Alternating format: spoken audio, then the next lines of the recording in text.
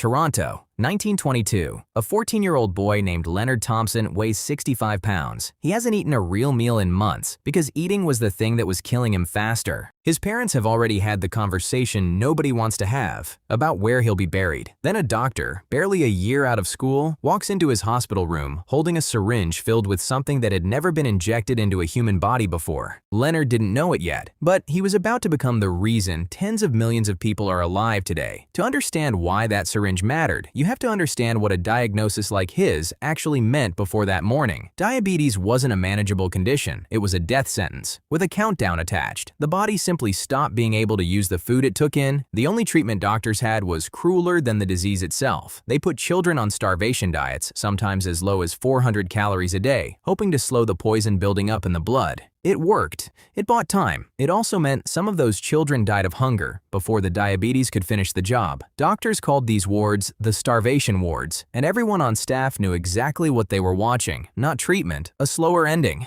That was the world in the summer of 1920, when a small-town doctor named Frederick Banting couldn't sleep. He wasn't a diabetes researcher. He'd failed to build a successful medical practice and was teaching anatomy part-time just to pay his bills. At 2 in the morning, half asleep and reading a journal article about the pancreas, he scribbled 9 sentences onto a notepad. The idea was simple enough to sound almost naive. Tie off the duct that let the pancreas dump its digestive enzymes into the gut, wait for that part of the organ to wither away, and maybe what was left behind would produce the substance diabetics were missing without immediately destroying it in the process. He had no lab, no funding, and almost no research experience, so he did something bold enough to be reckless. He walked into the office of J.J.R. McLeod, one of the most respected physiology researchers in the world, and asked for lab space. McLeod said no the first time. Banting didn't leave. Eventually, worn down more than convinced, McLeod agreed to lend him a small lab, some dogs, and 8 weeks over the summer, along with a student assistant named Charles Best to help run the experiments. Then McLeod left for vacation in Scotland, expecting to come back to nothing. What happened in that lab over the next 8 weeks was not clean, and it was not fast. Banting and Best's early attempts failed. Dogs died, from infection, from crude surgical technique, from extracts too impure to use safely. They worked with almost no oversight, teaching themselves as they went, but slowly, the extract they were producing started doing something extraordinary. Injected into a dog whose pancreas had been removed, a dog that should have died within days, the extract dropped its blood sugar and kept the animal alive. They named the substance iletin after the islet cells in the pancreas that produced it. It would later be renamed insulin. When McLeod returned from Scotland and saw the data, he didn't dismiss it. He took it over. He brought in a biochemist named James Collip to purify the extract enough to use safely in humans, and Collip's contribution turned out to be the difference between a promising animal study and an actual medicine. The purification process he developed removed enough of the impurities that the extract could be injected into a person without causing dangerous reactions. Without Collip, insulin might have stayed a laboratory curiosity for years longer, killing patients through side effects before it ever saved them. And that brings us back to Leonard Thompson, dying in a Toronto hospital bed in January 1922.